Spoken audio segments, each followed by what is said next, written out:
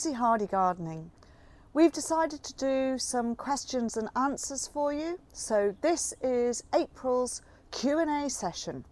Thank you very much for sending in all these questions. It's really appreciative. It shows that the videos that we are making really do make a difference to a lot of people. So, this was about the heucheras. 18 years ago, I started a new very large garden, planted 5 heucheras, which thrived. Over the years, there were hundreds of them growing down a hillside. Never had another plant self-sow as much except for brunneras. Gave away as many as friends wanted, often mutated into different colours. Do newer varieties self-sow as much as the 20-year-old purple ones?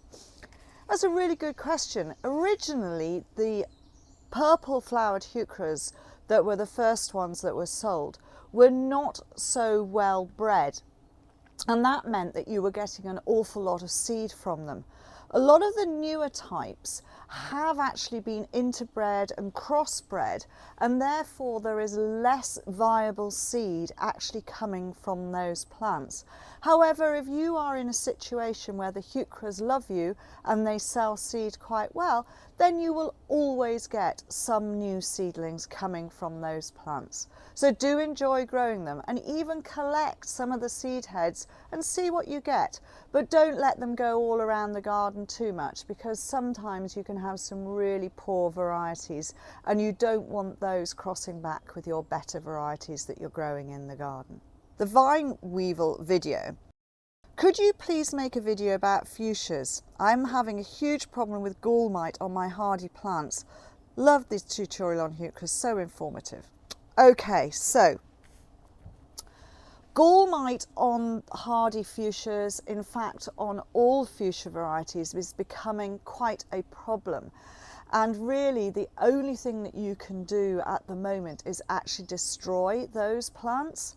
I will look into this further and ask 1 or 2 of my friends who are fuchsia growers and see what I can come up with. So please do wait, and we will do this as another question at a later time. Is there an organic way to rid vine weevil? Getting rid of vine weevil organically involves 2 approaches. Actually it's probably 3 approaches. 1, go out in the evening, because that is when the beetles are most readily out and eating from the plants that they use as their food. Now the food is not the same plant that they lay their eggs on. So they will be in your shrubs. They love acers, they love viburnums, all that type of plant. And you can find them, you can pick them off, and you have to squish them, I'm afraid. So that is one way, get rid of the adults. They are all female, they can all lay eggs, and once they're laying eggs, then you are going to get hundreds of grubs. The other way is making sure that you are repotting plant material regularly that is grown in containers, because this way you can check for grubs and you can get rid of the grubs that way. The other way is that the nematodes are an organic way of getting rid of the grubs. It is not chemical, it is using biological control, i.e. another little insect, tiny little microscopic things called nematodes, which go and they burrow into the grubs and they gradually eat them from the inside out. I was tidying up my heucheras and I noticed heuchera rust. So I cut off the worst leaves, not all, and it was a mistake. This spring, even the new growths have rust spots. So shall I cut all the leaves, even the new ones, off, or can the plants not be saved? Heuchera rust is a really big problem, and if you don't know what it looks like, then your leaves sometimes can have spots on the surface, and when you turn them over, there's this sort of rusty growth underneath, and that is rust. This rust really distorts and makes the leaves look horrendous. And because the spores are scattered by rainwater or by watering, they can get into the soil and they can move around and move from plant to plant, even water splash from one plant to another plant or one leaf to another leaf will cause the rust to move around plants. Cutting off infected leaf is fine, and yes, you do have to remove everything so that you've got brand new clean material.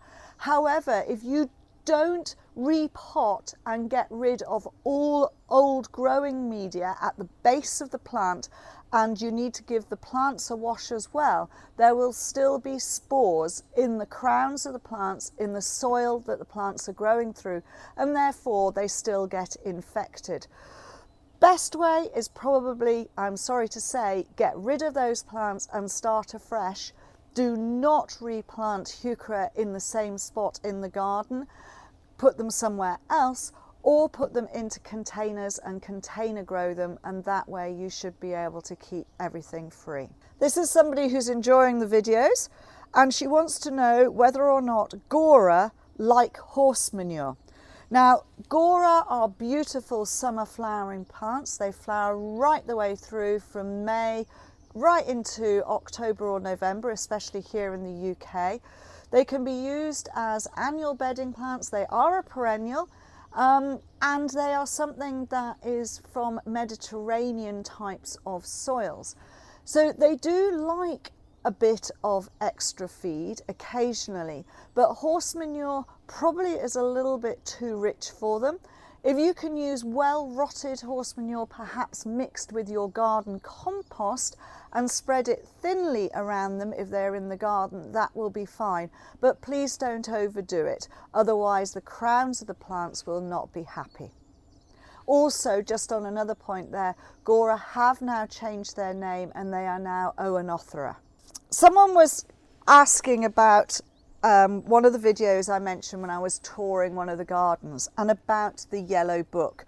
Well, I suppose I was a little bit misguided when I said the yellow book. It's a common term we use here in the UK. If you're visiting from outside, basically every county in the country who have National Garden Scheme gardens open to the public are listed in the county book. So they're pamphlets like this.